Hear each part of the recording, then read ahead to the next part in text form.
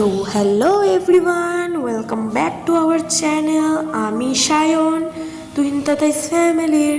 তো আজকে এই যে দেখতে পাচ্ছ কৃষ্ণ ঠাকুরের ছবিটা, এটা আমি আঁকাবো। তো চলো আঁকা যাক। তো এই যে দেখতেই পারছো আমি যে পেজটার উপর আঁকছি সেটা হলো আর্ট পেপারে 4 ভাগের 1 ভাগকে আবার 2 ভাগে বিভক্ত করলে যেমন সেটা। তো চলো এখন আর্ট করা শুরু করে দিয়েছি।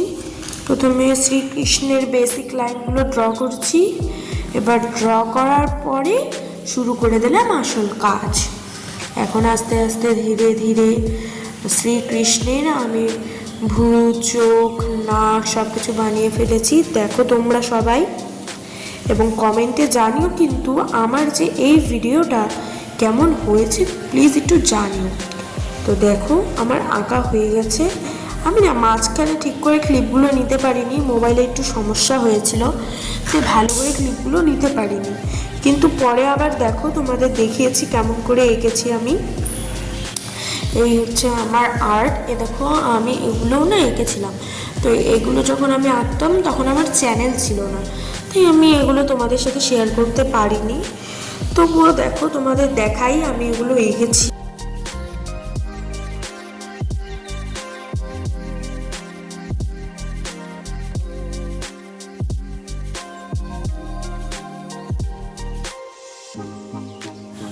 তো দেখো তোমাদের আমি ওই আর্টটা শেষ করার পর তোমাদের আর ক্লিপগুলো দেখাতে পারিনি, তাই পরে দিয়েছি এই ছবিগুলো, কারণ আবার না আঁকা হয়ে গিয়েছিলো। তারপর আমি যখন স্কেচ করছিলাম, মানে আর কি শেড করছিলাম অল্প, যাতে একটু সুবিধা হয় আঁকতে, ওগুলো দেখিয়েছি। কারণ আমার মোবাইলে কি একটা যেন সমস্যা হয়ে গিয়েছিল, ভিডিও বন্ধ হয়ে গিয়েছিলো। তো আমি না সেটা বুঝতে পারিনি, পরে বুঝতে পেরেছি। এই দেখো আমি শ্রীকৃষ্ণের চুল ঢুল সব এঁকেছি।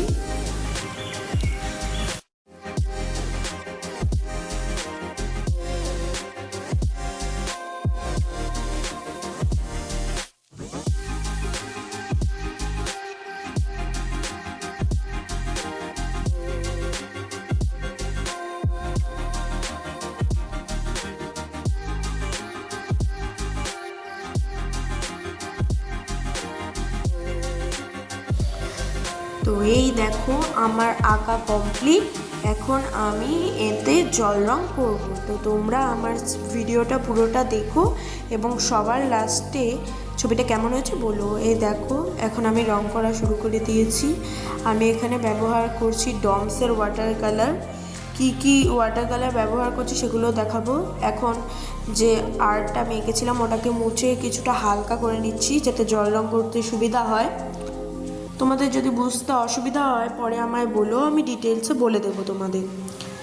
তো এই দেখো এই হচ্ছে সেই ছবিটা যেটা আমি আঁকবো। আর আমি এখানে ব্যবহার করেছি হলুদ, ডিপ নীল, লাল, সাদা, হালকা নীল, কালো এবং কমলা। এই রঙগুলো ব্যবহার করেই আমি কিন্তু এই শ্রীকৃষ্ণের চোখের যে ছবিগুলো আছে সেটা আমি এঁকেছি। তো এবার একটু নীল রং নিয়েছি এবং সেই নীল রংটাকে ওই যে দেখছো কাপের মধ্যে জল নিয়েছি, জলের মধ্যে দিয়ে দিচ্ছি, যাতে প্রথমে যে আমি লেয়ারটা দেব তাতে যাতে সুবিধা হয়, সেজন্য আমি নীল রংটা কাপের মধ্যে থাকা জলের মধ্যে দিয়ে দিলাম। এখন আমি এই জলটাকে ভালোভাবে গুলে নিব ব্রাশের মাধ্যমে। ব্রাশ দিয়ে ভালো করে গুলে নেব। দেখো তোমরা সবাই, এই যে দেখো, এই দেখো মোবাইলটার স্ট্যান্ডে না কিছু অসুবিধা হচ্ছিল, তাই ভিডিও করতে অনেক অসুবিধা হচ্ছে।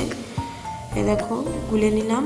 এবার আমি ফার্স্ট কোট দেব ছবিতে নীল রঙের, যাতে ছবিটা একটু ভালো হয়। সেজন্য আমি তোমাদের একবারে পুরো ডিটেলসে দেখাইনি। যদি পুরো ডিটেলসে দেখাতাম তাহলে এই ভিডিওটা 1 ঘন্টার ভিডিও হয়ে যায়, তাই আমি পুরো ডিটেলসে দেখাইনি। এবং আমি আমার যে আর্টটা করেছি সেটা আমি স্পিড করে দিয়েছি। এ দেখো আমার ফার্স্ট কোট মারা শেষ। এখন আমি শ্রীকৃষ্ণের যে নয়ন সেটা আঁকা শুরু করে দেবো। দেখো আমি সাদা রং ব্যবহার করছি। এই দেখো আমি সাদা রং দিয়ে শ্রীকৃষ্ণের যে নয়নগুলি রয়েছে সেগুলি এঁকে নিয়েছি। এখন কালো রং দিয়ে ভালো করে চোখটি ফুটিয়ে দেব। দেখো তোমরা সবাই। এবং শ্রীকৃষ্ণের যে চোখটা এঁকেছি আমি, তোমাদের যদি ভালো লেগে থাকে তাহলে প্লিজ আমায় একটু কমেন্টে বলো। এবং আমি পরে এরকম ভিডিও আরও আনবো কি না তোমরা প্লিজ বলো কিন্তু। দেখো আমার শ্রীকৃষ্ণের নয়ন আঁকা শেষ।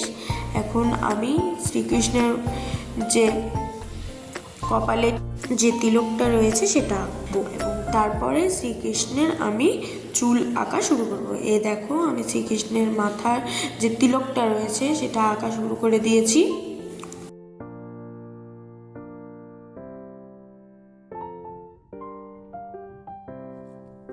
এই দেখো আমার কপালের তিলক আঁকা শেষ।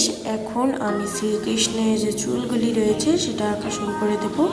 কালো রং, প্রথমে কালো রংটাকে একদম পাতলা করে প্রথমে দিয়েছি, তারপর কালো রং দিয়ে চুল এঁকেছি, তারপর কপালে একটা ফুল দিয়ে পুরো আর্টটাকে আমি শেষ করেছি। এবার সাইডে যে মাস্কিং টেপগুলো লাগিয়েছি আমি, সেই মাস্কিং টেপগুলি রিমুভ করে নেব, তাহলেই পেন্টিংটার আশেপাশে যে একটা বর্ডারের মতো হয়ে যাবে, যেটা দেখতে আমার খুবই ভালো লাগে। তোমাদেরও ভালো লাগে কিনা কমেন্টে একটু জানিও। দেখো এখন আমি ধীরে ধীরে সাবধানে চারিদিকের মাস্কিং টেপটা তুলছি। এই দেখো আমি এবার এই সাইডের মাস্কিং টেপটাও তুলে ফেললাম। দুই সাইডের মাস্কিং টেপ তোলা শেষ। এবার উপরের আর নিচের তোলা বাকি। এই নিচেরটা এখন ধীরে ধীরে টেনে তুললাম। এগুলো টেনে তুলতে না সে ভয় করছিল জানো, কারণ এগুলোতে অল্প একটু ভুল হলে গোটা যে ছবিটা আমি এঁকেছি সেটা ছিঁড়ে যেতে পারতো। তাই খুব ধীরে ধীরে শান্তভাবে করেছি। এই দেখো আমার পিচবোর্ডের পেছনের যে কাগজটা রয়েছে সেটি ছিঁড়ে গেছে। যাই হোক, দেখো আমার কিন্তু ছবি আঁকা শেষ, মাস্কিং টেপ রিমুভ করা শেষ।